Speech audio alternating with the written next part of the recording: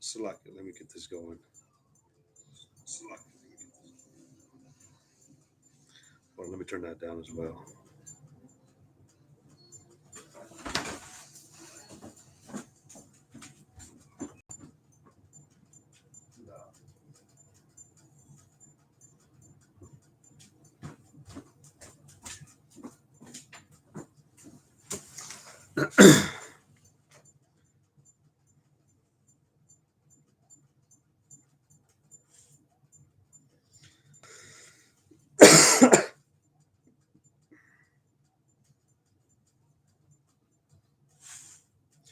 All right.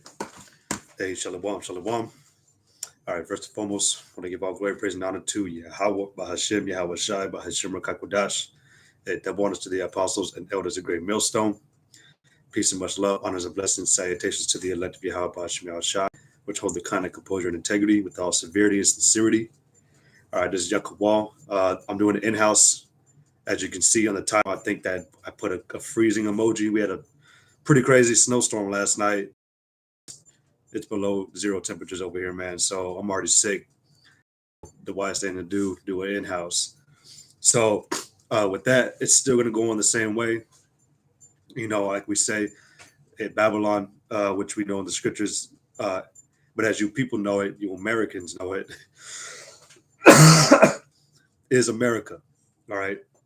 Babylon meaning the house of confusion, all right, or confusion. But in this time, America is that spiritual, place of confusion. All right. The Lord actually calls it the city of confusion. All right. So I'll get that and prove it. And the reason why it's a confusing matter is because um, this place was made to be a snare and a trap to the children of Israel, which is your so-called Negroes, Latinos, and American Indians, and it was made to perpetuate the same vibration to ultimately keep your minds warped and ignorant of what's really going on. All right, the enemy, the so-called white man, has an agenda, and that agenda includes the genocide of our people. Again, you so-called Negroes, Latinos, Native American Indians, you're the chosen Hebrew Israelites that the Bible speaks about, the true children of the Most High. All right, and the so-called white man, which his biblical name is Esau, he's been wanting to keep you captive and to use you until you basically consume away. All right, but this is Isaiah, the 24th chapter and the 10th verse. It says, in the city of confusion, it says, the city of confusion is broken down. All right, every house is shut up that no man may come in, because what's coming to this place is destruction. All right, and we see it. All right, we see it through the signs, we see it through the wonders, we see it through the pride of the enemy. All right, basically Esau puffing up his chest. Just a few days ago, what's this guy's name? Dapo something, man. But he does a lot of like informative news about like weird shit that Esau is doing. And just as of late, Esau put up on a feed him shooting a laser that stopped a lightning beam or a lightning strike from hitting the ground. That's Esau puffing his technology, man. He thinks that he now can manipulate, control the elements. They've got certain machines that actually can put out certain weather. It's called the HARP network. All right, but the enemy puffing himself up. And something I was gonna say about this, man, the punishment and the outcome of America and the people in it that are wicked, that are contrary to the Lord and his doings and his ways. Y'all want to act like the judgment coming is unfair or undeserved. All right. Something I was thinking about earlier, man. I can't remember, I think it was in that movie Thor. Odin was like, a wise king will never seek out war, but is always prepared for it. Esau called war to him, man. All right, the so-called white man called war to him with all his actions, all the grievous things that he put on the earth, man. Especially the way that he treated our people, the Negroes, Latinos, and American Indians. right? So this dude, this guy, man, he called the war to him. All right, he called this outcome. Okay, you got that movie, Batman vs Superman, the most modern one. With Henry Cavill and what's his name? I can't remember dude's name that played the Batman guy. Wow. Anyways, but they made a comment at the very end of the movie. If you stay at the end, what's his name? The little crazy scientist guy.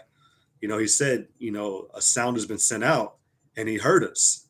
All right, that sound that Esau's putting out. All right, that distinct noise. All right, the city of confusion, the noise that it's bringing, is all that wickedness that Esau promotes and pushes and enacts on our people. Okay, and really, the scriptures call this place Esau's the border of wickedness. He's the one that's ruling. All right, the earth is given into the hand of the wicked, but America is the prime beacon of where all wickedness comes from. All right, because when you go to these other countries, they want to call them third world countries and all that. The only vibration that's pushed is democracy, and that only comes from the so-called white man. All right, really, it's a whole setup to allow him to enforce with express freedom his ways. All right, which when you go into to express, it actually goes into a force. All right, Esau is forcing freely um, his grievous ways. Okay, prescribing the unrighteous decrees. Right. So this is Revelation chapter 18 and verse 1. It says, "And after these things, I saw another angel come down from heaven, having great power, and the earth was lightened with his glory. And he cried mightily with a strong voice, saying," and this is basically like a declaration. All right. It said that the angel cried mightily. Man, why would he cry mightily if it wasn't so significant, or if it was insignificant? Declaring. All right. He cried mightily with a strong voice, saying, "Babylon the Great is fallen, and is become the habitation of devils, and the hold of every foul spirit, and the cage of every unclean and hateful bird." It says, "For all nations have drunk of the wine of the wrath of a fornication." So, like I was mentioning, democracy. Esau has gone through every land. And you got to remember, man, Esau, the so-called white man, has 200, I think it's 262 or 272,000. No, it's 262,000 militarized zones, all dispersed throughout the earth in other countries. But he's only got one militarized zone in America. That should tell you, man, who the hammer of the earth is, who's going around and kicking the door into other people's houses. All right, and I'm talking about going to other nations. That's why it says for all nations. Salaka, just bear with me on that cough, man. It says, "For all nations have drunk of the wine of the wrath of her fornication." It was the wrath of her fornication. Let me see. Jeremiah, the 22nd chapter. Jeremiah, the 22nd chapter, the 17th verse says, "But thine eyes and thine heart are not but for thy covetousness, and for to shed innocent blood, and for oppression, and for violence to do it." When you go back to how all nations have drunk of the wine of the wrath of her fornication, it was only ever because Esau wanted everything else in the world. He wanted the world. All right. There's a couple of quotes. I can't remember exactly where they come from anymore, but these certain you wish people. All right, because you ain't the chosen. You just wish you could be. There's certain comments that they made about how they acknowledged to be the wicked. They knew who they were as a people. They know who they've been. They know what they're doing. And they say that the reason they do it is because they have no intention of trying to share the world, nor give anybody else basically like you standing there side by side with them. Esau does not want to share anything. All right. His goal is to go into other countries, all right, over other provinces, and to conquer, lay waste to the land, lay waste to the people, put the people in subjection, and then take over, and then consume all their resources, and then come back to America. All right. The whole lie about being a colonizer was really because Esau wanted to kill. He wanted to expand out and consume and kill uh, our people, the Israelites. And you get that from what is that, like once Psalms 137? You got Psalms 83. How that Esau said, race it. All right. And that's the type of place that we live in. All right, Esau or Salakia. Well, yeah, Esau has created a system. All right, a pit, a net, a trap, to where he controls the mass of our people. All right, and well, we also know that in Revelation the 13th chapter, it talks about the whore that sit upon the beast and all that, going into the EU, um, and then NATO and all that. These other nations, these other, which are really going back to Edomite, nations, or nations, they help give that power and help push, Esau and his tyranny.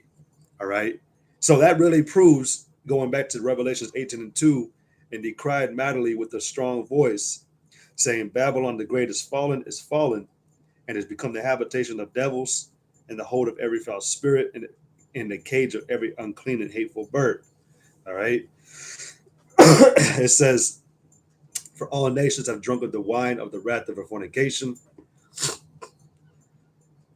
and the kings of the earth have committed fornication with her, and the merchants of the earth are waxed rich through the abundance of her delicacies. But when you go into Revelation 17, you find out these other nations, man, are only submitting for a time. All right, they do this, all right, because the Lord has put it in their heart. But really, Esau thinks he's conquered the whole world. He thinks that he's done it by his power and his might. But really, man, we all know that the Lord is the one who controls everything. All right, Daniel 4:17 tells you, in fact, we're going to get it, because Esau's pride, like I said earlier, man, you called war to you. All right, you called war to you. All right. And like the example I gave about you puffing up your chest. Hey, man, you really think that what you're doing is by your own power and might? Even the Lord gave uh, a warning to all nations. All right. He said to abstain from unrighteousness. And he said to not forget. There's I'm not going to even say that. I could say, but I'm not. But basically, the Lord warned every nation under the heaven on how to be in the earth, really. All right. Even these other nations, man, were warned through the power that was displayed upon them. Something should click. I think, yeah, it was Apostle Tahar, man. He made the comment on I can't even remember what video he just made recently, but he made the comment about when you hear certain things in the world that ain't right, or something to your mind is off. He says, wouldn't that wouldn't that make your brain switch on and inquire about it? Like, isn't your brain supposed to click on when something's not right? He's like, and he says Americans are the dumbest fucking thing, man, because you people don't research. You don't, and I'm generalizing the statement. You don't research, you don't inquire, all right, which is ultimately why you're gonna get caught off guard and ultimately destroyed in the end, because you weren't looking for these things. All right, you didn't understand that a hurricane or a tornado really is from the working of the Lord. All right, when you look at Isaiah, the 26th chapter. All right, let me go and get 29, Salakia. When it says in Isaiah 29:6, it says, "Thou shalt be visited." See, this is in the scriptures. All right, the scriptures give you a one-up and insight of things that are coming to pass before they happen. That's called prophecy. All right. The one thing we preach about the most is the imminent destruction of America. But we tell you that there are indicators and signs and clues that are going to lead up to it, to let you know that we're getting to that point. We're getting to the point where it's extremely pertinent that you are getting yourself in order, because this is the time, what does it say? For this is the days of evil. All right. It says Isaiah 29:6. It says, "Thou shalt be visited of the Lord of hosts with thunder and with earthquake and great noise, with storm and tempest, and the flame of devouring fire. See, this is a sign, man. So again, when you see something like that happen in the earth, when you see a tsunami take out Indonesia, that happened like what, like 10 years ago. It should click in your mind.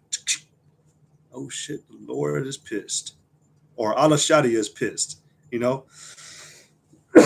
These should be, red flags to you. All right. Esau is not controlling the earth. He is not controlling the sea. All right. He's not actually. No, actually, I stand corrected. What was it? The Hadron Collider that he activated during like 2022. There was a shift in the tectonic plates, if I'm not mistaken. But but as far as like what I'm really, being 100% about certain things, Esau is not the one causing these tsunamis. All right. Like I said, he called it to him, but the Lord is the one doing it. Right. The Lord is the one who stills the seas. All right. Ranges the waters. All right. So these should, again, like I said, these should be signs. But like with Esau, like I'm getting at, is he don't allow that to resonate within his spirit. All right. Because Esau is all about himself. He thinks he's a God. He's got a God complex. All right. So this is Daniel chapter 4. Salaka, man. This is Daniel chapter 4 and verse 17. It says that this matter is by the decree of the watchers. Who are the watchers? The holy angels. It says, and the demand, Salaka, this matter is by the decree of the watchers, and the demand by the word of the holy ones, to the intent that the living may know that the Most High ruleth in the kingdom of men, and giveth it to whom they. That word giveth, I like that word, because when you look up the word to give, it literally means to transfer. All right, it wasn't originally yours. So the Lord is transferring power to this devil. All right, he gave him some power for the time being to rule for a certain times, while the Lord does what he has to do to ultimately promote his power, all right, his glory, and to save his elect. All right. So, but Esau, again, like I said, he don't understand this, man. He thinks that he's doing this all by himself. He's he's pillaging and acquiring, through his own might. I think that's in what is that, Zechariah or Zephaniah? I think it's Zechariah. No, Salaka, it's Zechariah. It's Zechariah chapter 5. Oh no, 11 verse 5. it says, whose possessors slay them and hold themselves not guilty. Who is that possessor? Esau. All right. It says, whose possessors slay them and hold themselves not guilty. Because again, Esau, like I said, he thinks he's doing this all by himself. All right. He thinks he was meant. Well, he believes in something called manifest destiny, where he believes that what he's doing is his destiny to do. So there's no consequence to it. He's basically just acting out his blessing in future. So how could that be wrong for him to be doing what he's supposed to be doing? But it twists. Like I said, Esau twists these things in his mind. All right. He doesn't understand that just because you were meant to do this doesn't give you the right to expressly do what you're doing. All right. Again, every time a nation ever ruled, the Lord was giving them their opportunity to see if they could turn from their ways. Even though the laws, the statutes, and commandments were not given to the heathen, it doesn't mean that they don't have that same understanding to be like, obviously, this is not right. Obviously, me creating a tool to open a man, a Judite's rectum until he dies. Obviously, that ain't right. And I use that one as an example all the time, man, because there are tools that this devil created, and you have to ask, what the fuck was the point of that? Why did you need that? What was the point of doing that? And then you hold yourself not guilty for it. In fact, let me see if I can find something real quick. This is Zechariah, and then going back to Daniel. All right, let me show y'all something real quick, man. And this was actually all over the internet a while back. Lord willing, I can find it. But it's a picture of an Edomite. All right. Actually, you know what? No.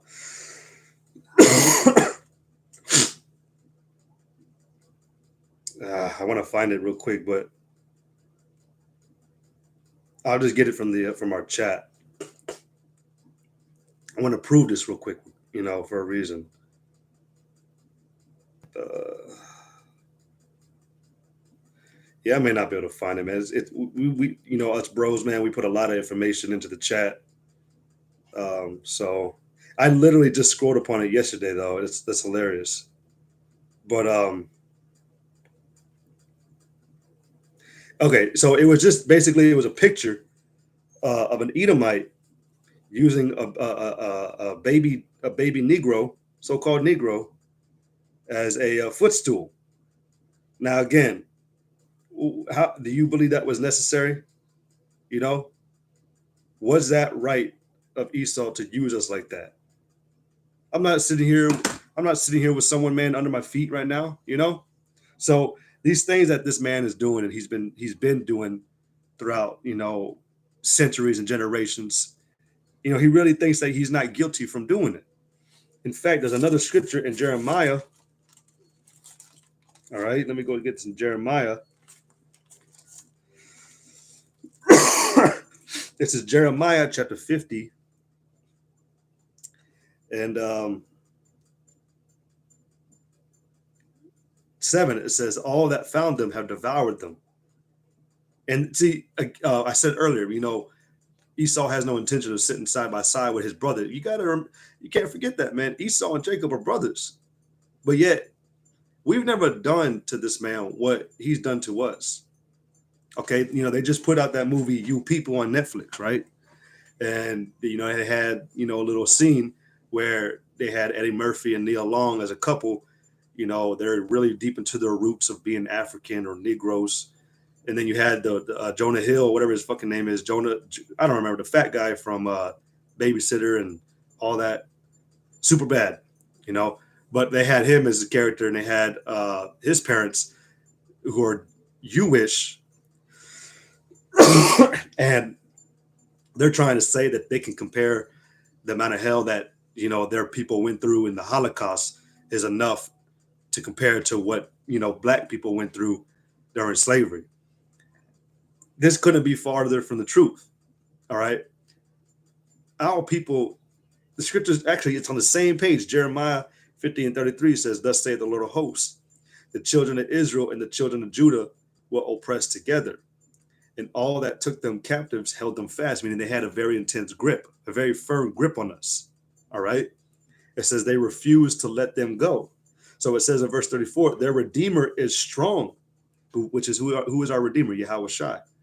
It says the Lord of hosts is his name. He shall thoroughly plead their cause. He has to thoroughly plead our cause, man. He has to diligently, all right, detailed plead our cause, because there's a lot of mess, a lot of secrets, a lot of hidden evils that the so-called white man put on our people and what he did. All right, you got something, I can't remember what they call it, but basically the after effect of slavery, all right, basically traumatizing our children up until now. Like we're seeing the effects of that trauma. The so-called white man was ruthless, all right? He was ruthless, okay? And no amount of reparations. First of all, man, whenever a draw up comes up to try to give, compensation to those their families who went through slavery, it's always fought against, man. What's this dude's name? Benedict Cumberbatch found out his family had like 250 slaves. All right. And and Benedict Cumberbatch is fighting to not have to pay them for slavery. Meanwhile, you're over here supplying, weaponry and everything to the rest of the world. All right. Causing wars, being at war, totally dismissing what our people went through. All right. So this devil, again, he has a lot to pay for. All right. He's not held guiltless. All right. In fact, let me go to this in Sirach, the 16th chapter, because when I was talking about what chapter is it? Yes, Sirach 16. when I was talking about how Esau has been puffing up with his pride. All right, he's been calling war to him because he's a bloody man. He likes war, but hey, nobody likes war as much as Yahweh Shai Shai, man. All right, but the only reason why this devil has gotten so proud that he is, or why the Lord has allowed it, is because the Lord is going to show the power that he has and he possesses, and he's going to use it on this devil for a lesson. All right, but this is a Sirach 16, and I'm gonna start at verse 1. It says, "Desire not." It says, "Desire not a multitude of unprofitable children, neither delight in ungodly sons. It says, though they multiply, rejoice not in them, except the fear of the Lord be with them." But we already know to the wicked, there ain't no fear before them. All right, there's no fear before the eyes of the wicked. It says, "Trust not thou." It says, "Trust not thou in their life, neither respect their multitude. For one that is just is better than 1,000. And better it is to die without children than to have them that are ungodly, because the end of them is going to be grievous." All right, it's going to be. The scriptures talk about the whirlwind being grievous upon the head of the wicked. All right, it says, "For by one that hath understanding shall the city be replenished, but the kindred of the wicked shall speedily become desolate." It says, "Many such things have I seen with mine eyes, and mine ear hath heard greater things than these. In the congregation of the ungodly shall a fire be kindled." Hey, it says, "In the congregation of the ungodly shall a fire be kindled." Like I said earlier, man, Esau called this war to him. Like I said, Esau tries to, the world tries to make it seem like they don't deserve punishment. All right, Sirach, the 41st chapter. They feel like because they didn't do it themselves, like they ain't held responsible for it. But what do you got back in Exodus about, part of one of the greatest commandments, the Lord visits in the third or fourth generation. All right, because that's through reincarnation. You come back in the third and fourth generation. All right, so all those times during slavery, all those years back that you were born, you got like 35, 45 years. If I'm not mistaken, the generation is basically, because you have your kids, right? But if you calculate it back, you were there. It just makes sense. All right. Which I won't even bring that because I can't even really give you the full info. But going back to this verse 6, "In the congregation of the ungodly shall a fire be kindled." And that's what's going on here, man. A fire has been kindled on the ground of America. All right. That fire being kindled is through your actions, through your works, all right, through your transgressions, through what you do to the people. All right. See, you're not a good minister on this planet. And all you do is rob, steal, and kill. Slack it. All right. And it says, "In the congregation of the ungodly shall a fire be kindled." And I'm going to say one more thing about this. We're also helping get that fire started. By complaining day and night, we're kindling that fire to ultimately bring it to draw the Lord back. He hears our complaints. He hears our cries. So he hears it, and he's hearing how big of a multitude of complaints he's hearing. So he's like, shit. Okay, I got to come back. It's a big matter. That's why back in Jeremiah, the 50th chapter, in the 33rd verse and 34th verse, it's talking about how he's going to have to plead the cause of our people, because there's a lot, again, like this, I said, there's a big mess that this devil's created on the earth over us. All right. And it was also, he could try to get his birthright back. That's why every time that Esau ever pillaged our people, he would pillage the most holy thing to us. Back in Jerusalem, it was a temple. All right. And, even during the Greek Empire, even up to the Roman Empire, they went into our temple and they sacked it, and they started doing a lot of abominable shit within it. You can read it in the book of First Maccabees. All right. They just be who they are, the wicked.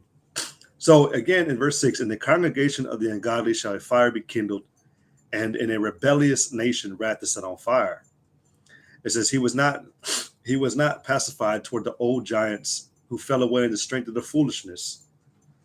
Neither spared he the place where Lot sojourned, but abhorred them for their pride.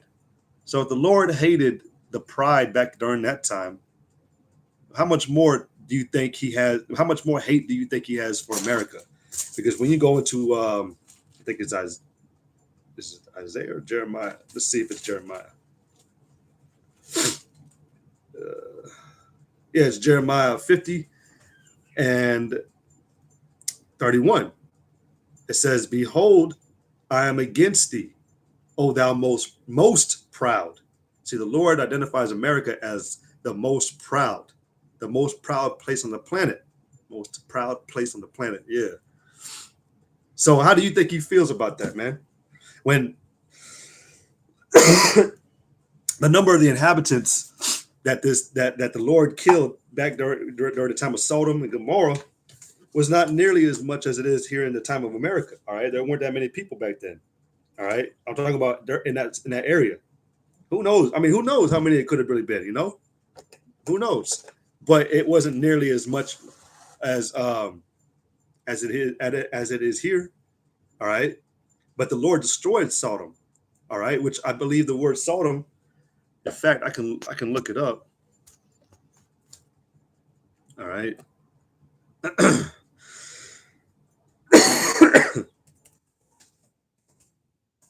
Slovakia.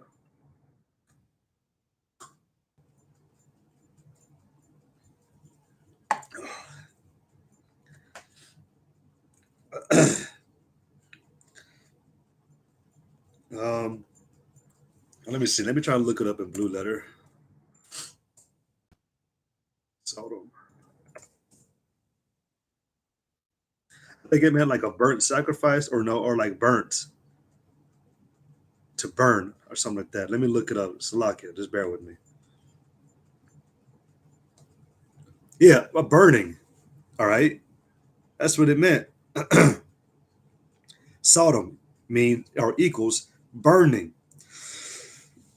So the Lord had, we already know that the Lord would name certain things a certain way because it represented a certain time or a figure or what have you. Well, Sodom was designed to be burnt.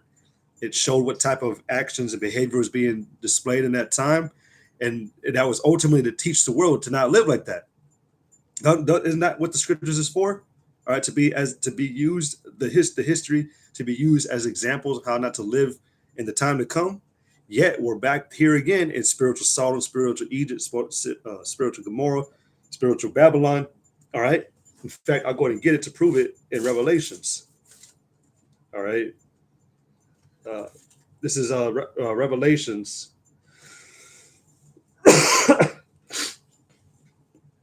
Revelations chapter 11 and verse 7. It says, "And when they shall have finished their testimony, the beast that ascended out of the bottomless pit shall make war against them and shall overcome them and kill them." It says, "And their dead bodies shall lie in the street of that great city, which spiritually is called Sodom and Egypt, where also our Lord was crucified." And that's, that even goes into Sodom was a faithless and godless place. All right. Everything that was done in Sodom and Gomorrah was practices that was 100% against the law, statutes, and commandments. All right. We understand too that before that, though, everything was oral. All right. Elder Yashwama goes into this very, very beautifully, man, that everything that we did as a people before we were called Israel and all that,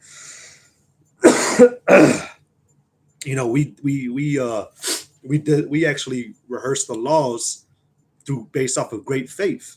All right.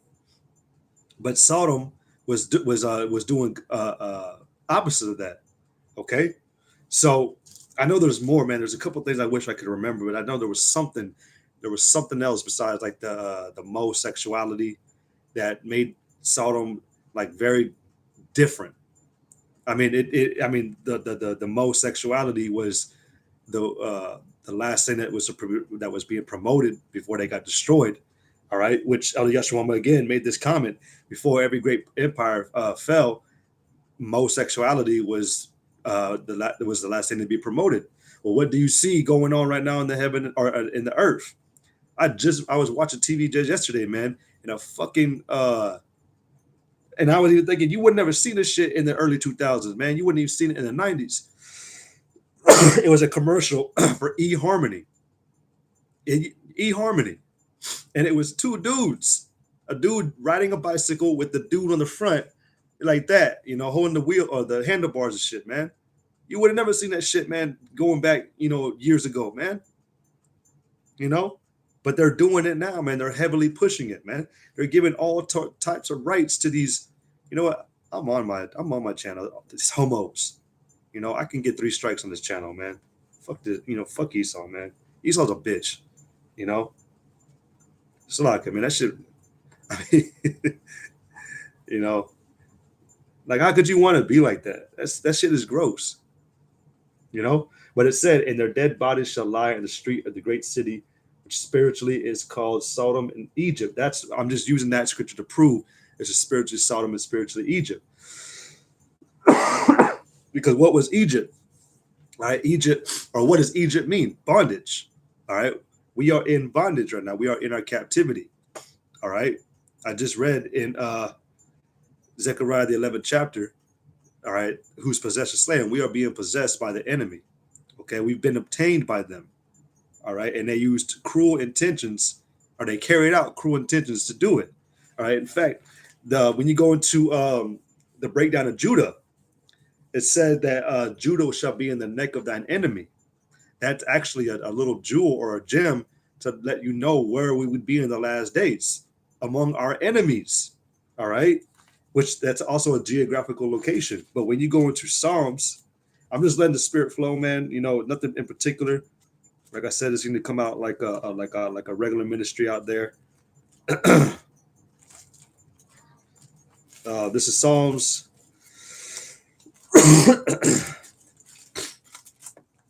This is Psalms chapter 137 and verse 7. It says, "Remember, O Lord, the children of Edom in the day of Jerusalem, who said, race it, even to the foundation thereof. O daughter of Babylon, who art to be destroyed." It just identified Esau as the daughter of Babylon. And we know we're in the house, or we're in the city of Babylon. All right. It said, it says, "Happy shall he be that rewarded thee as thou hast served us." So let me get one more real quick. Probably should have got this one first.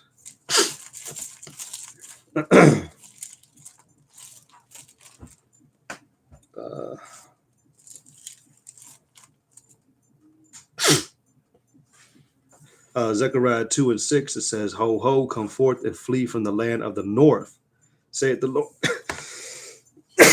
Saith the Lord. "But I have spread you abroad as the four winds of the heavens, saith the Lord. Deliver thyself, O Zion, that dwellest with the daughter of Babylon." So there you go. That tells you where we're at, man. We dwell with our enemy, like I brought out about the breakdown of the tribe of Judah. All right, our neck shall be, or our hand shall be in the neck of thy enemy. It just told you who that enemy is. Esau, Edom. So, but in this time, see what Esau has done is he's pushed. I know, like when it came to like the Roman Empire, they studied really efficiently. They studied really efficiently the attributes that other nations put out that made them strong within wickedness. Like that's why when you go into scriptures, the daughter of the Chaldeans is also talking about Edom, Esau, because one of the strength that gave the Chaldeans what they, their power was witchcraft. Well, when you go into Nahum, what is it called? Esau, man, the mistress of witchcrafts. All right. And so, in this time, man, Esau acquires all these top wicked attributes that all these other nations had during their time. All right, the witchcraft, the cruel submission techniques. All right. I seen a movie, man, when I was a junior in high school, and man, they did some fucked up shit to this Asian girl, man, in this movie, but they hung her from like ropes. They hung this girl from ropes. and a young Asian girl. They stripped her and everything, but they put spikes in her in the gums right here, right there, and then they shoved them up her nails or cuticles. They put them in her eyes right here. Like man, like this, you know.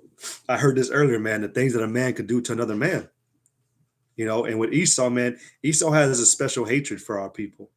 All right, El Yashwama went into this about the beast, Revelation 13. With Esau, it was different. See, these heathen men, they've done some fucked up shit to us. All right. But they were never still as cruel. All right. Which does mean I'm not saying that makes it right, but they were never as cruel as the so-called white man.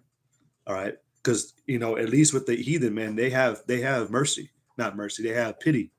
All right. They've actually shown pity before. All right. One of my favorite examples is like with who was it? Darius and Daniel, you know. But like with Esau, it wouldn't matter if Esau saw something that was, what, you're right, I was wrong. Nope. Esau's heart, again, going back to Jeremiah 22:17, man, was nothing but for his covenants and to shed blood, innocent blood. All right. So there was a scripture I wanted to get. Oh yeah, this is Amos.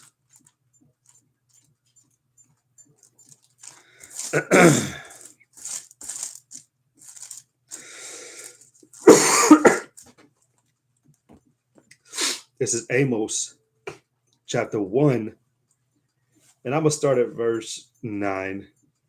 It says, "Thus saith the Lord, for 3 transgressions of Tyrus, and for 4, I will not turn away the punishment thereof, because they delivered up the whole captivity to Edom, and remembered not the brotherly covenant." Why are you gonna put another man's brother into his submission and captivity? That makes no sense. But look who the culprit was. Look who was behind it. Edom. It says they delivered up the whole captivity to Edom, and remember not the brotherly covenant. It says, "But I will send a fire on the wall of Tyrus, which shall devour the palaces thereof." It says, "Thus saith the Lord, for 3 transgressions of Edom, and for 4, I will not turn away the punishment thereof." Again, thus saith the Lord, for 3 transgressions of Edom, and for 4, which that's, hey man, that's highly diluting now how, the track record of this man now. The scriptures say, man, that the sins of Esau have now reached up unto heaven. All right. There's a whole rap sheet, which again proves my point about how the Lord is going to have to thoroughly plead our cause. All right. In fact, I want to read that word thoroughly because it gives you a better understanding. Like, the Lord, he really does care about us. All right. Oh, come on, man. It gives me a weak ass. The word thoroughly, it means in a thorough manner. Whatever, man. You know what? Blue Letter gives a better definition. I know for a fact.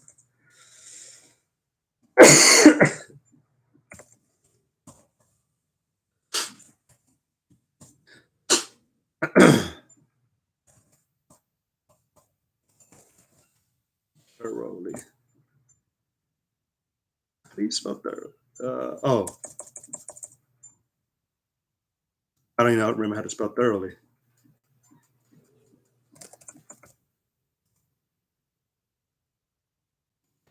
Just bear with me, man. Jeez, god damn.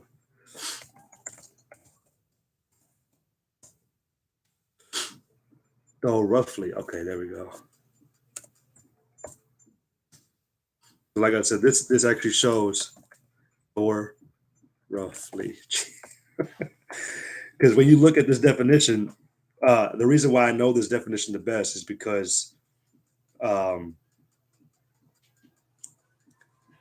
what? Something's going on, man. What is good?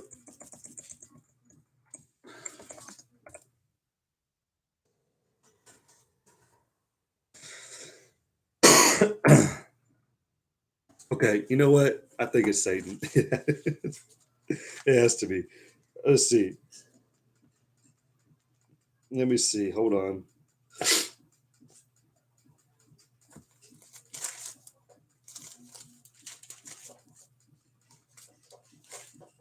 Oh my goodness. Salaki on this. This is ridiculous. Uh,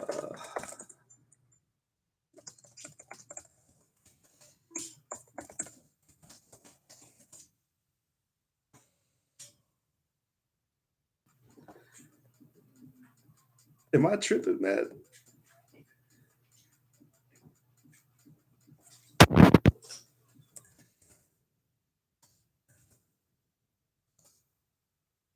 I thoroughly mend thy ways. Let's try that. Okay, there. Yeah, okay. They spell it thoroughly different. That's why I couldn't find it. If you thoroughly, which it's thoroughly, if thou thoroughly, that's weird, man. That's really weird. All right, so it's Jeremiah 7:5. Jeremiah 7. So let me repeat or reiterate why I'm looking for the scripture. Because with everything that the Lord is doing right now to get his elect, his people saved again, or to be delivered, I'll say that. The Lord is being extensive with what he's doing. All right. You can't come back, you can't deliver a people and they don't really understand, like, well, it wasn't that bad. I mean, I think we could have if you would have just let us help you, we could have taken them out. We could rebuild here in Babylon. That's what these niggas, some of these guys out here, man, they actually want that. These guys who say that we're in the new fucking covenant, that there's no grace. That's because they want to rule Babylon. But um anyways, man, Salakia for that. That was ridiculous. So in Jeremiah 7, they spelled the word thoroughly throughly. All right. Which, when you look up that word, like I said about thoroughly pleading our cause, when you look up the word thoroughly, yatab, it means, it doesn't even say it here, man. To make well, beautifully, or figuratively, uh, diligent, earnest. I mean, we could use diligent. All right.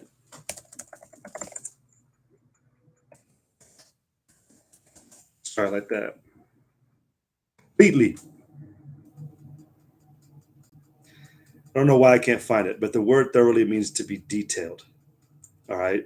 Because when I went into this chapter in Jeremiah the 7th chapter in the 5th verse a long time ago. And when it talked about thoroughly amending thy doings, when you read that word thoroughly and amend, it means to detailed to be detailed with your changes. It meant to be detailed by changing for the better. So the Lord is going to essentially change the condition and situation of Israel for the better, and he's going to be thorough. He's going to he's going to completely cover it all. There's nothing that's going to be missed. That's why the scriptures say you shall consider it perfectly in the latter days. So I kind of lost my spot now, because the whole point of why I brought that out was about thoroughly pleading our cause. The Lord he's gonna rectify everything. All right, he's gonna make everything right. Oh, so that's what I was saying. How would it look though if we're going through, like, I don't know, mediocre hell? Imagine that, right? Mediocre hell. All right, but so imagine, we're not really going through that bad of, Esau maybe decides, which, hey, this could also be deception. Esau could try to put something out there, man, to try to give equality to blacks, to try to trip us up even more. That's something to think about, man. I've thought about it, man. There's always a big ruckus and commotion about trying to give blacks equal rights as white people, or try to give them the same, the same standing platform as whites. Don't be surprised, man, if the closer we get to the end of this thing, man, because people are catching on. Also, too, the children of Israel, we're catching on to shit, man. even the dumb ones. But Esau sees that he might try to do some shit, man. He might try to switch it up, offset prophecy. All right. So don't be surprised if he does some type of work, man. He tries to give you some reparations or some shit, man. That ain't gonna take away from what he did to us. All right. Like I read earlier in Amos, for 3 transgressions for 4, I would not pardon Esau. Okay. Which I never finished it, but yeah, I'll go ahead and get it. I'll get it, then I'll go back to Sirach 16. Let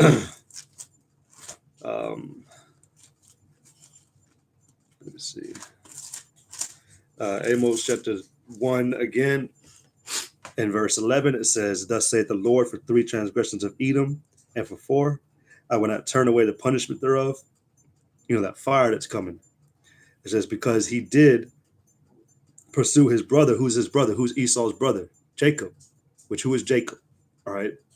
Well, who's Jacob today? The 12 tribes of Israel, from Judah all the way down to Issachar. It says, because he did pursue his brother with the sword and did cast off all pity. All right. See, like I said, when it came to the heathen having us in captivity, yeah, they were fucked up, man, but they were never as cruel as Esau was. All right.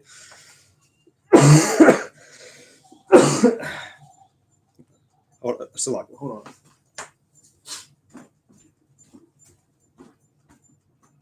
What did I say? Give me that now.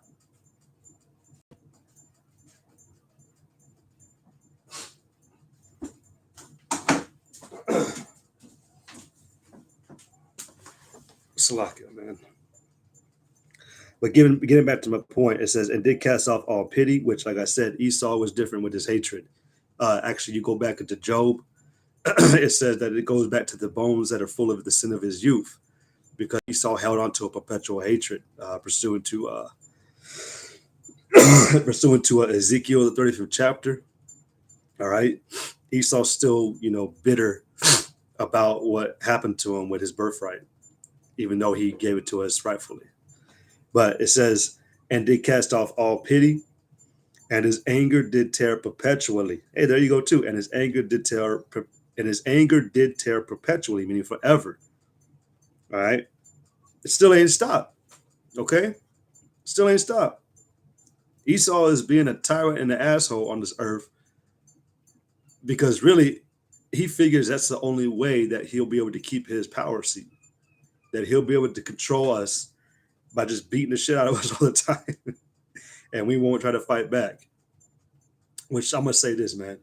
The only reason why you got power right now is from your gun. That's the only reason, man. Your gun, if we separated your gun, your sword from you, man, you would be fucking defenseless. All right. And that's the truth. And if it was not the Lord that was transferring power to you, man, too, that would be another thing too. But you really ain't shit, man. It's all, and really you got to see it like it's just one big delusion, despite the true reality, man. All right, you're only set it to be as an example, because once again, man, the earth has been defiled. It's been totally corrupted. So the Lord needs to use somebody, man, to show the rest of the inhabitants, like, hey, motherfuckers, if y'all don't learn, this is exactly what I'm gonna do to you.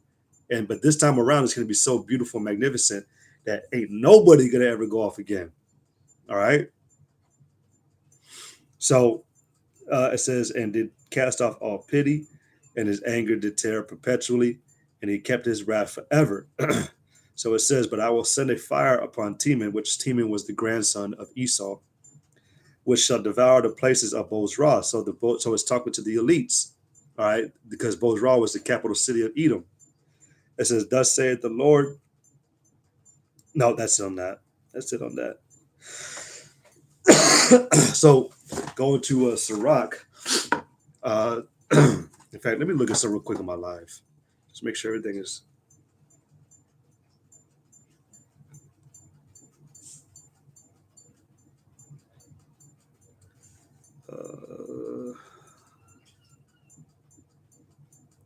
Yeah, okay.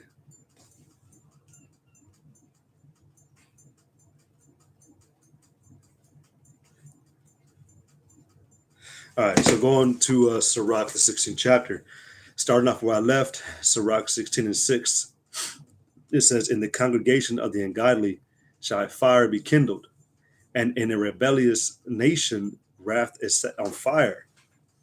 He was not pacified toward the old giants who fell away in the strength of their foolishness. Neither spared he the place where Lot sojourned, but abhorred them for their pride. He pitied not the people. And again, Esau is the most proud, like I read back in Jeremiah. He pitied not the people of perdition who were taken away in their sins, nor the 600,000 footmen who were gathered together in the hardness of their hearts. And if there be one stiff-necked among the people, it is a marvel if he escape unpunished. Salakia. And if there be one stiff-necked among the people, it is marvel if he escape unpunished. For mercy and wrath are with him. He is mighty to forgive and to pour out displeasure. So he can do. The Lord can do both. Esau can't do. He can't do both. The only thing he knows how to pour out is displeasure. He's a tyrant. He'll fuck with you for no reason, you know. So it says, and to pour out displeasure, as his mercy is great, right? So is his correction also. He judgeth a man according to his works. Every single living being on this planet receives for their works, whether it be good or bad. Nothing exempts this devil, the so-called white man, from his judgment, man. I know the last verse of Job 19, it tells you, to be afraid of the sword, for it cometh to know that there is a punishment. Esau has not feared a response or a consequence to come to him. All right, he thinks that the Lord. I know the scriptures say that the Lord. They'll say that the Lord does not do evil nor good. Like it's just left to us in this world to do whatever the hell we want. Like, no, man. It says that the sinner shall not escape with his spoils, and the patience of the godly shall not be frustrated. Now, there's another scripture where it says, let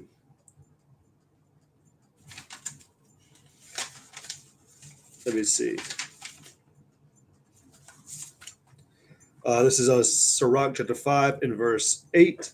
It says, set not thine heart upon goods unjustly gotten, for they shall not profit thee in the day of calamity. Now, how did Esau get his riches?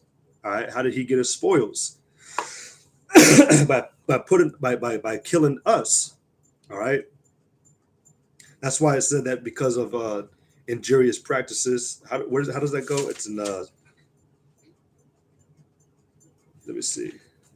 Yeah, Sirach 10 and 7. It says, pride is hateful before the Most High man, and by both doth one commit iniquity. Because of unrighteous dealings, injuries, and riches got by deceit, the kingdom is translated from one people to another. That's why at the end of this, man, the ones that you oppressed heavily, the ones that you didn't let up or let loose from day and night, the one you had a firm grip on, we're going to be the ones to rule rule the universe for eternity. And that's why you hate us so much. That's why you're doing what you're doing, because you desperately want to get back what you believe was going to be yours from the very beginning. But we find out that was never true. All right. You can read the scriptures, man, of your account. Go back in the Bible, man, and read what your father did. All right. We understand at that moment that was Yahweh Shai, man. All right.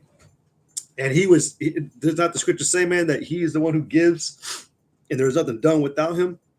All right. So that was Yahweh Shai that did that. It was already predestinated for you to fall in the destiny that you were going to get, that blessing to live by the sword. Okay. So I made my point again.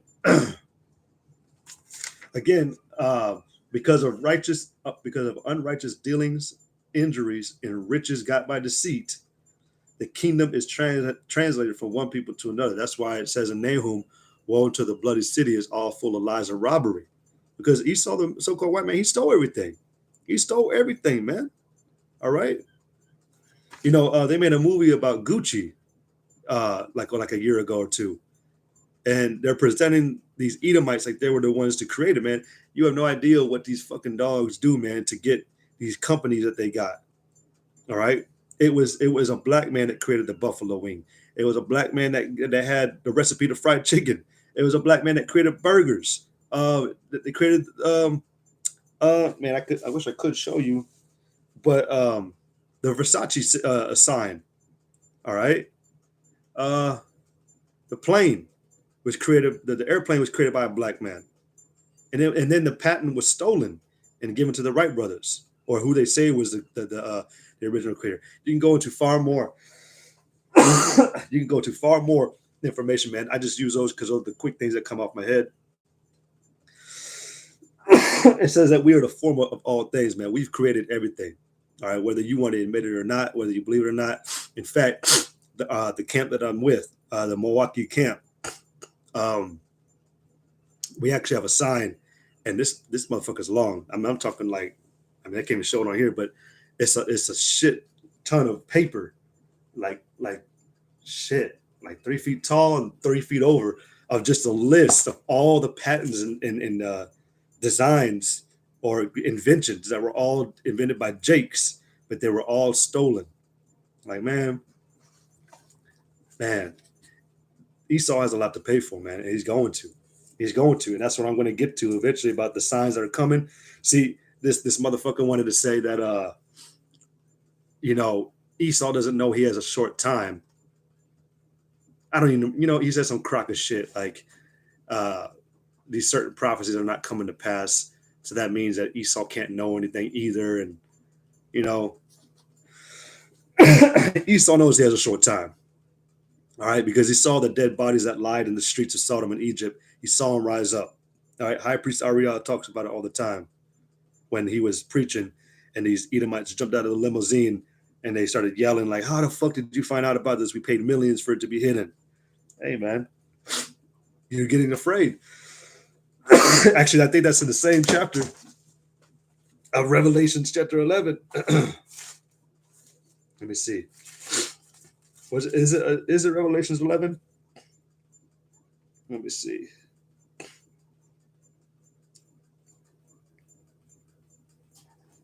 Yeah, Revelations 11 and 11. And after 3 days and a half, all right, which that 3 days and a half goes into the slavery, all right, from 1619 to 1969, or it could be like 1620 to 1970. All right, it said that, and after 3 days and a half, the spirit of life, all right, which ultimately is the word, all right, from the Most High entered into them. Who was them? The men of the Lord. I would say it like that. The prophets. Okay, which who was the first prophet? Abba Bivens. Okay, then it fell down to the apostles, coming from High Priest Ariah, High Priest Yaquab, King Mashah, Tahar, Apostle Tahar Salakia, Apostle Ramla, Apostle Gabar, Apostle Rakah. All right,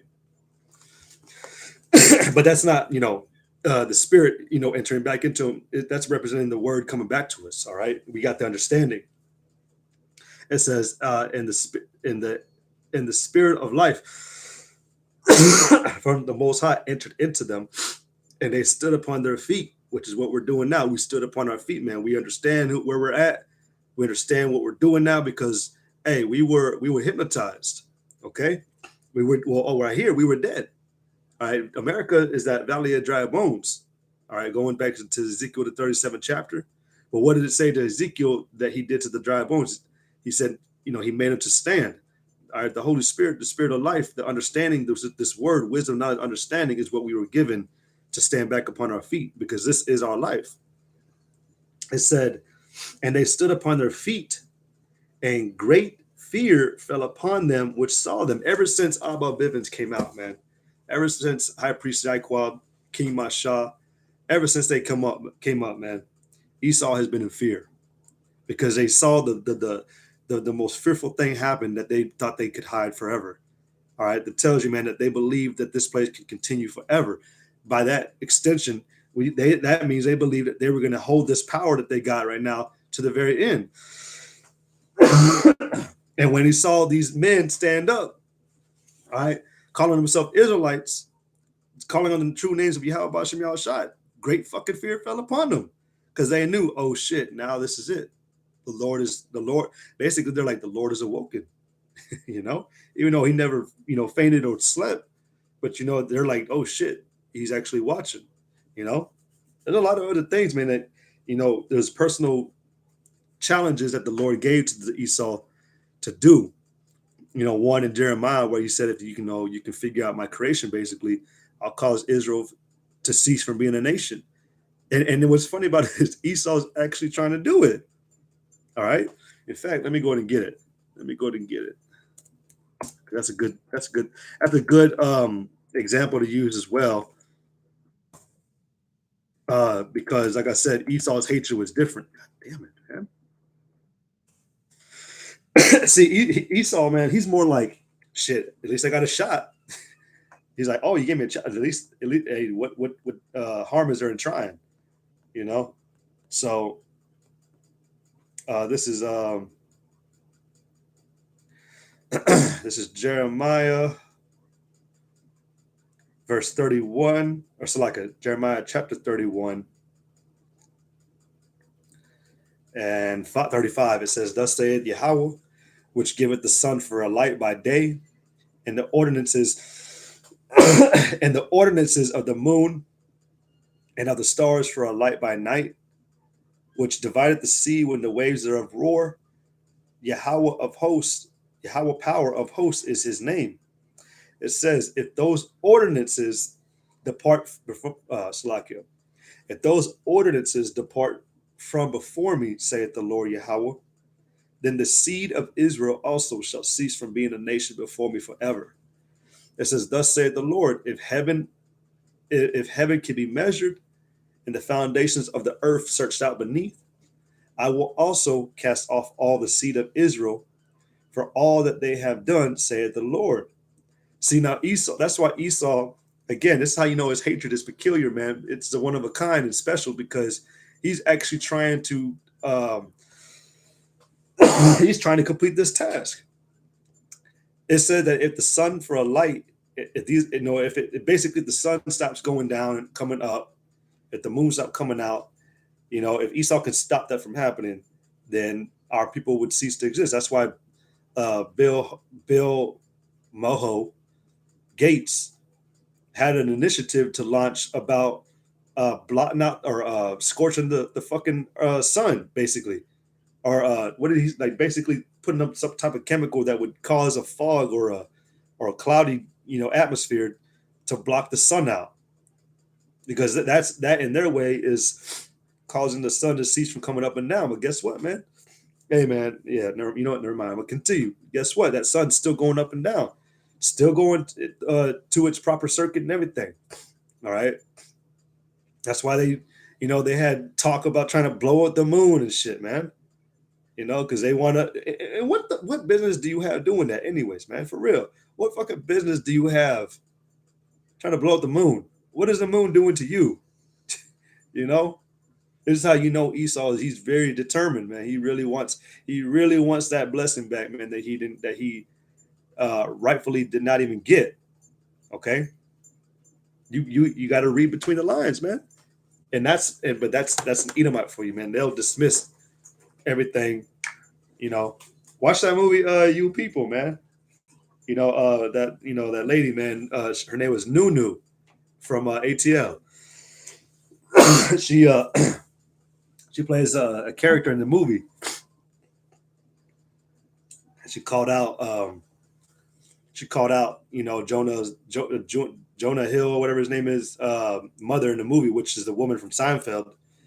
And she finally snapped and was like, look, man, you've been highly offensive, this and that, blah, blah, blah. I haven't appreciated you see me as like a toy or like a show off little entertainment thing. And the mother tries to cry and play the victim.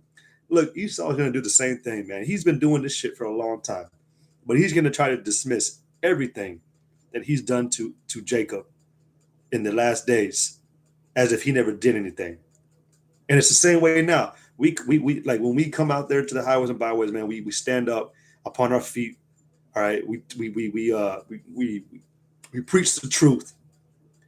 And when the Edomite hears it, it's a problem, It's a problem for us to tell you what you did to us. Actually, a few weeks ago, there was a bill signed by Adolf Biden. I don't know why I called him that. But basically banning like shedding light on slavery and prohibiting, you know, the outcome of basically white people feeling guilty for it. Basically, we're trying to outlaw them feeling guilty for it. That's fucking wicked, man. That's literally Zechariah, the 11th chapter, the 5th verse, man. Who hold themselves not guiltless or not guilty.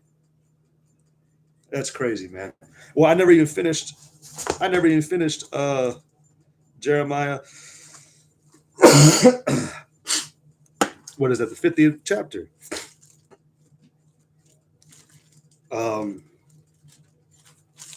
Jeremiah 50 and 7. Again, all that found them have devoured them, and their adversaries said, we offend not. Again, we offend not, because they have sinned against the Lord. Going back to the book of Judith, man, the heathen, the wicked know that when we go off, persecution is going to come to our people. They know this. All right. They know that if we sin, the Lord is going to send one of those nations against us. Something's going to pop up in one of the minds of these other nations and be like, let's go. I feel like attacking Israel today. Salaka, man. But, it's kind of like that, man. The Lord will put it in the heart of one of their kings to come, fuck us up. That's one of the curses. All right. Oh, shit. It says, all that found them have devoured them, and their adversaries said, we offend not, because they have sinned against the Lord. So that's why Esau justifies what he's done to us. All right.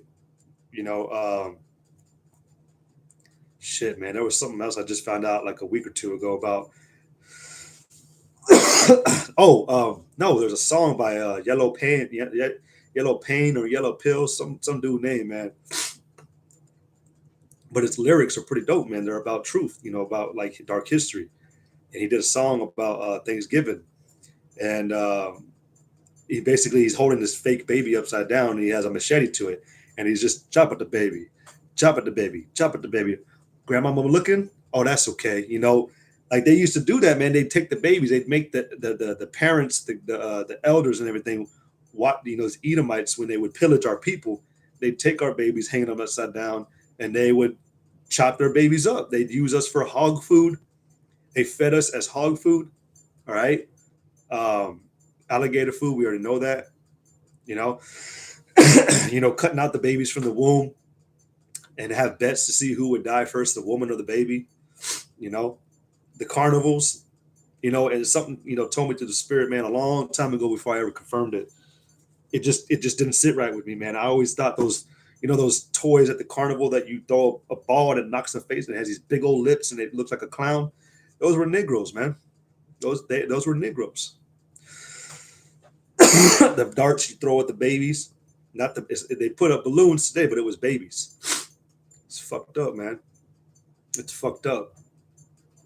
See, man, the ignorant that walk in blindness today, man, have no idea what really went on. And we're getting that understanding back, man, through the spirit and power of Yahweh Shem Shai. That's why every day, man, we're able to reveal more and more wickedness that this asshole did to us, man. But best believe it, man, it's not justified. All right, this devil's gonna pay. In fact, go to the next chapter, Jeremiah 51 and 25 or 24. You know what? Jeremiah 51, 24. And I will render unto Babylon and to all the inhabitants of Chaldea all their evil that they have done in Zion. See, it's talking about where they put it most, or what the primary target was. Again, and I will render unto Babylon and to all the inhabitants of Chaldea all their evil that they have done in Zion. What is Zion, man? Jerusalem. All right, Israel, ultimately. In your sight, saith the Lord. It says, behold, I am against thee, O destroying mountain, saith the Lord, which destroys all the earth. Because, hey, man, we were scattered. Esau wants to find us in every nook and cranny of this planet and kill us. And, I mean, you may think, like, well, that's not going on right now. All right. You keep on having that same energy, man. Really, at this point in time, man, it's 2023. And the sentiment that all of us bros that we hold from the lowest to the highest, man, the apostles, and we all have the same sentiment, man. If you don't fucking believe, oh fucking well, man. You had a lot of time to get this knowledge, man. You had a lot of time to get understanding. You had a lot of leisure time during 2019 to really sit and search and see if what we said was true or not. You're just lost to the God of this world, man, which ultimately is Esau. All right, Satan. All right, and you've made refuge. You've made lies your refuge, like it says in Jeremiah. So,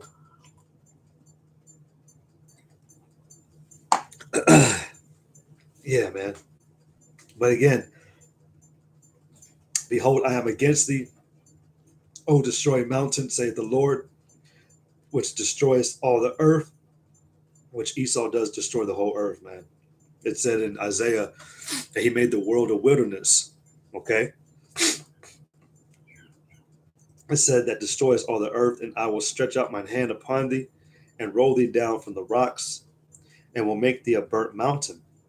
And they shall not take of thee a stone for a corner, nor a stone for foundations. We ain't going to be able to recognize this place once the Lord is done with it. That's going to be beautiful. Yeah, we're going to look down from the heavens, Lord willing, we have the elect, and any man and woman that watches, Lord willing, you are of that number, and you get to watch this place getting blown the fuck up. But you ain't, like, if someone were to go back, I remember a brother that I brought down, man, back in like 2012. He made a hilarious joke to me, man. He's like, man, in the kingdom, we're going to be doing shit to Esau, man. He's like, who knows, man? We may fuck with Columbus, man, in the kingdom, and we'll allow him to actually think he's coming back to rediscover America. And you'll just have a big ass, Israelite elect right there waiting for him, man. Like, but you ain't gonna be able to recognize this place once the Lord is done with it, man. It's gonna look like a salt mine or a salt pitch. Salt mine, Salakia, salt land. There you go. It says, and I will stretch mine hand on a Salakia, and they shall not take of thee a stone for a corner. There's gonna be no foundation here. Nor a stone for foundations, but thou shalt be desolate forever, saith the Lord. Set ye up a standard in the land, blow the trumpet amongst the nations, and prepare the nations against her. Call together against her the kingdoms of Ararat, Manai, and Ashkenaz. Appoint a captain against her, and cause the horses to come up as the rough caterpillars. Prepare against her the nations which the kings of the Medes, with the kings of the Medes, the captains thereof, and of all the rulers thereof, and all the land of his dominion. That's why you got this whole thing going on between Russia and the United States. All right. The spirit of the Medes, or the spirit of the king of the Medes, is being stirred up, man, pissing off Putin. So, and it's just a matter of time. We have the algorithms that we put out to the spirit, best calculating and all that. But hey, man, one of them's going to give, and it's going to happen. Just because this stuff tarries doesn't mean it ain't going to happen, man. And if you dare say in your mind that the Lord delayed his coming, man, you're done. All right, man, this is not the time to be wavering and doubting or trying to downgrade or downplay the prophecies that are occurring, man. You have moments where things seem to be a little peaceful, I'll say. And I'll say, as far as like, not many ripples are occurring in the earth. But look, man, that's all deception. That's all in God's. That's why the scriptures say, though it tarry, wait for it. Lord willing, the Lord has given every man, woman in this faith enough encouragement and evidence and proofs that he exists and he's really coming back.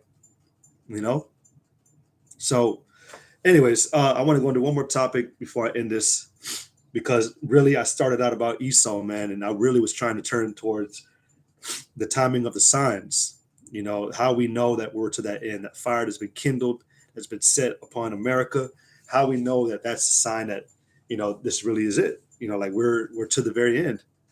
So there was a topic, bros went into last night, and it made me want to land back off of it. But asking about the asunder of times, how do we know what signs are going to be given? And there was one in particular, man, because people want to be like, well, why are you looking at signs and that? Well, we use those things to measure the times diligently in itself, like it says in Second Esdras, of the return of Yahweh Shemiah Shai and judgment, salvation, all that. So there was one scripture in particular I wanted to bring out, and this was in Second Esdras. Second Esdras. Wow, did I already lose it? Let me see. Let me go to the book itself. Oh, I know where it is.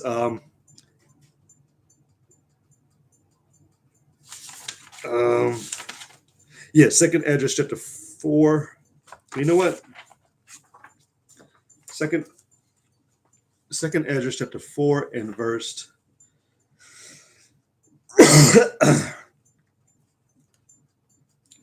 24.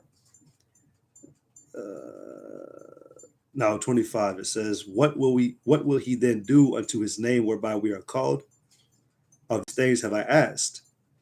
And Esdras was asking a lot of questions, man, when he was dealing with the angel.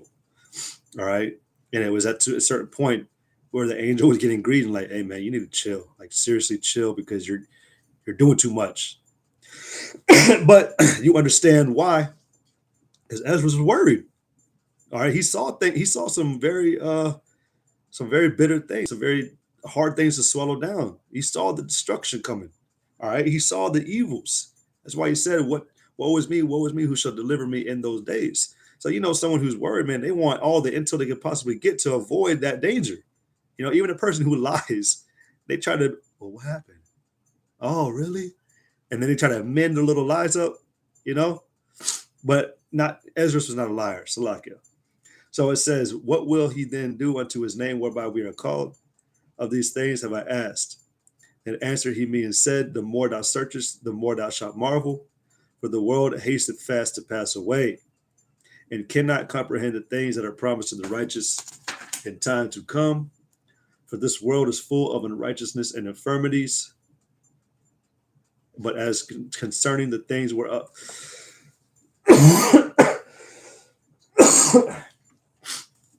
it says, for this world is full of unrighteousness and infirmities. But as concerning the things whereof thou askest me, I will tell thee. For the evil is sown, but the destruction thereof is not yet come, because we have a time appointed where the Lord's going to actually, reveal himself, where he's going to actually show his appearance in the clouds, and he's going to get to work. So that's why it's saying, but as concerning the things whereof thou askest me, I will tell thee. For the evil is sown, but the destruction thereof is not yet come, which is why we also wait as well. Thou it tarry, wait for it, right? If therefore that which is sown be not turned upside down, and at the place where the evil is sown pass not away, then cannot it come that is sown with good. So that's, going back to that detailedness that I spoke about earlier, with the Lord thoroughly pleading our cause. The Lord is hitting every aspect and facet of this system and fashion of living. All right, he's making sure he don't miss nothing. He's making sure he's got everything documented.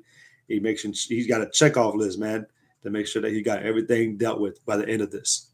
All right, and the main one being the wicked Esau, Edom, and the wicked of our people. All right, but there's a time appointed. It says, for the grain of evil seed had been sown in the heart of Adam from the beginning, and how much ungodliness hath it brought up unto this time, and how much shall it yet bring forth until the time of threshing to come? See, there's still more to come. That's another thing. It says, and how much shall it yet bring forth until the time of threshing come? So that's telling you, man, that we still got to wait. There's still a little bit more that has to be done. Yeah, Apostle Tahar said that he believes the elect are sealed, which is true. It's already been sealed up in the spirit or in the heavens. It just has to play out in this time, on the earth. But we basically have to play our parts in this movie. The climax is coming. All right. We just got to wait. It says, ponder now by thyself how great fruit of the wickedness the grain of evil seed have brought forth. And when the ears shall be cut down, which are without number, how great a floor shall they fill? It said, then answered I and said, how and when shall these things come to pass? Wherefore are our years few and evil? And he said, and he answered me, saying, do not thou hasten above the Most Highest, for that haste is in vain to be above him. for thou hast much exceeded. Now, this is the part I wanted to get.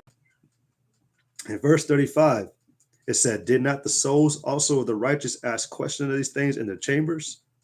Did not the souls of the righteous inquire about the return of Yahushua, man? Yes, they did. They asked Yahushua when he resurrected, man, is without this time restore the kingdom of Israel. All right. They asked it in Matthew the 24th chapter. Ezra asked it, what is that, in chapter 6. So it said, did not the souls also of the righteous ask question of these things in their chambers, saying, how long shall I hope on this fashion? Because we want to get out of here. That's the thing. We ask these questions because we want to get out of here. That's why David that's why David said, how long, O Lord, how long shall the wicked triumph? I said, and unto these things Uriel the archangel gave them answer and said, even when the number of seeds is filled in you, for he hath weighed the world in the balance. By measure hath he measured the times, and by number hath he numbered the times. And he doth not move nor stir them until the said measure be fulfilled. But at these times, there are definitive signs and proofs that let us know, like, the Lord's getting closer.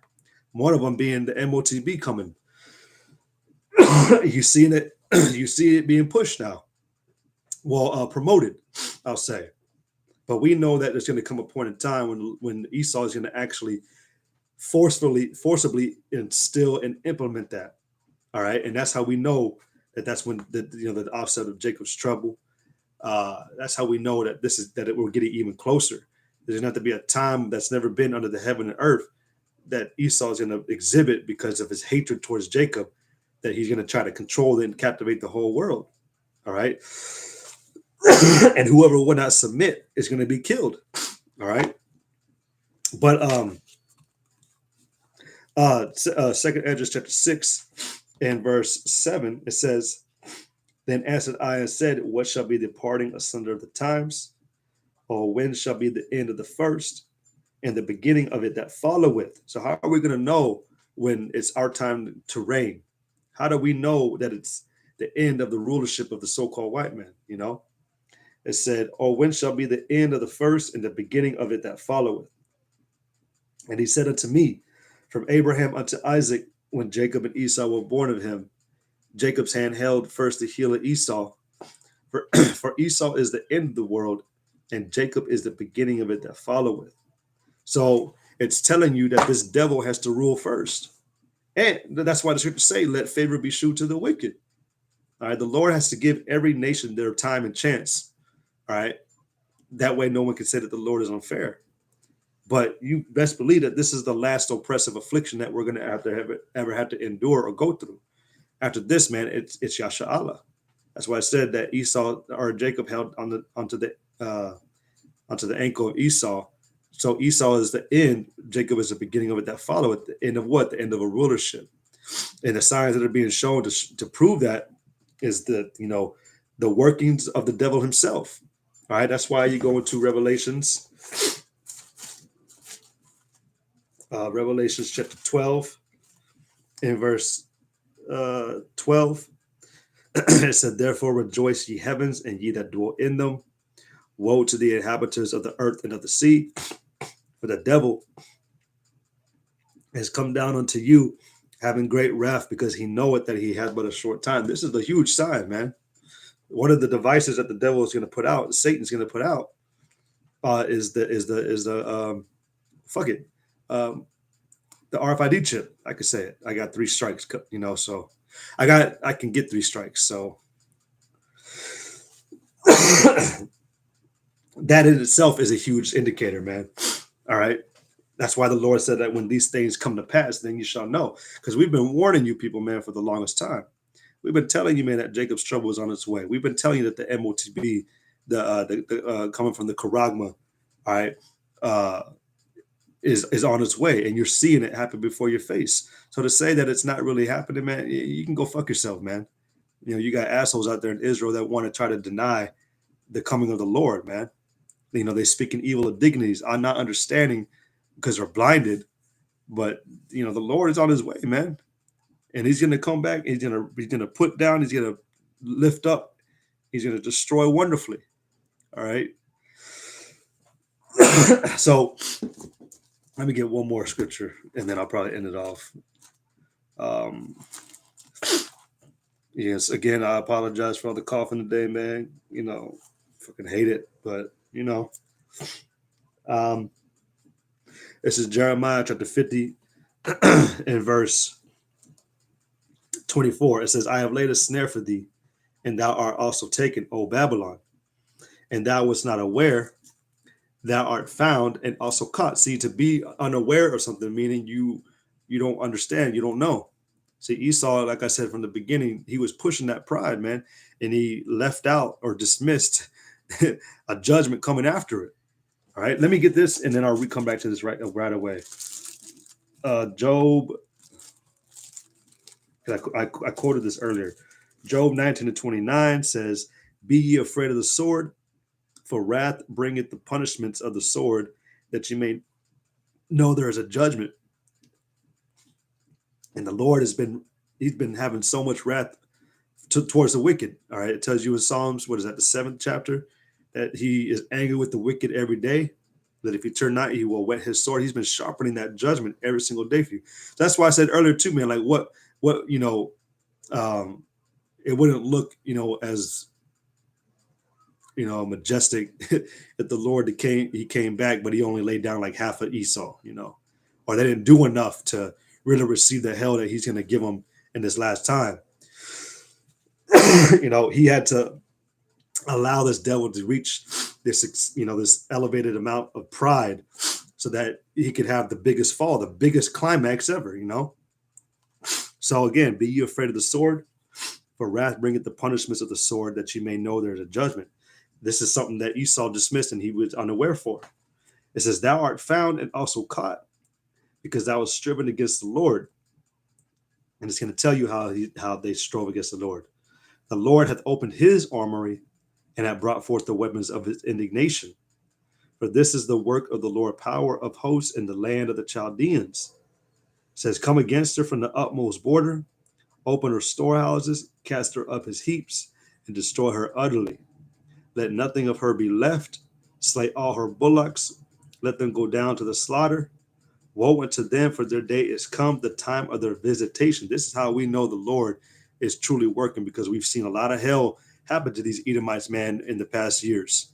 All right, up until now. Now the scriptures talk about the scriptures transferring to the heathen and all them and the wicked. We see that happening, man. The white man's becoming the goof now, man. All right, he's looking silly as hell. The leader of the Edomites, all right, sloppy Joe Biden, man, looking like a damn fool. Pelosi getting caught up with, what is that, insider trading and shit, Her husband apparently got fucking whacked and drunk and this and that. And like, goddamn, man, y'all looking like fools. All right. the Lord is tripping y'all up. He's taking you on that snare, the same pit that you designed to keep Jacob in the curses, to make us look goofy and stupid. It's falling back on you now. Now you defying the laws of gravity, man. You falling up the stairs. It says, the voice of them, or Salaki, it says, for woe unto them, for their day is come, the time of their visitation. The voice of them that flee and escape out of the land of Babylon, to declare in Zion. That's how you've striven against the Lord. You fuck with our people, man. To declare in Zion the vengeance of the Lord our power, the vengeance of his temple. And I'm going to jump down again, man, to verse 31. Behold, I am against thee, O thou most proud, saith the Lord, power of hosts. For that day is come, the time that I will visit thee. And we know how the Lord visits, all right, through signs and wonders. But there's going to be a point where he actually comes and actually reveals himself. All right, tells you, man, he's coming down from the clouds, man. All right. But those clouds are going to be, those are symbolic for actually he's coming from the heavens, but he's also coming in chariots. All right. It says, behold, I am against thee, O thou most proud, saith the Lord, power of hosts. For that day is come, the time that I will visit thee. And the most proud shall stumble and fall, and none shall raise them up. And I will kindle a fire in the cities, and it shall devour all round about. Thus saith the Lord of hosts, the children of Israel and the children of Judah will oppress together, and all that took them captives held them fast. They refused to let them go. Their Redeemer is strong. The Lord of hosts is his name. He shall thoroughly plead their cause, that he may give rest to the land and disquiet the inhabitants of Babylon. So at the end of the day, man, the Lord's going to fuck up America, man. He's going to destroy this place. All right. And he's going to destroy you elites. All right. Bind you in fetters. And the transition of power and rulership is going to be given to the elect, the true governing house of Israel in the world. And everything's going to go back and be gravy, man. I'll just say it like that. So with that, I'm going to go ahead and end it. Lord willing, this lesson was edifying. Again, I came out, I did it in-house because cold as hell out there right now, and I'm sick as hell, man. Had like 6 to 7 inches of snow last night. It's like below 10. So, but hey, man, again, Lord willing, I was able to still give some good news, give some good teaching. So with that, I want to give all glory, praise, and honor to Yahweh, Bahashem, Yahweh Shai, Bahashem Rakakwadash.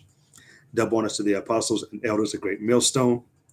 So much love, honors, and blessings to the elect of Yahweh, Bahashem, Yahweh Shai, you sincere Akim and Akwaf that do fall in line with your integrity, conduct, composure, being sincere with all gravity. All right. Hey, and shalom to those that did tune in. All right. But with that, Yahweh Bahashem Shai Brakatam, Kwame Sha'ala, shalom.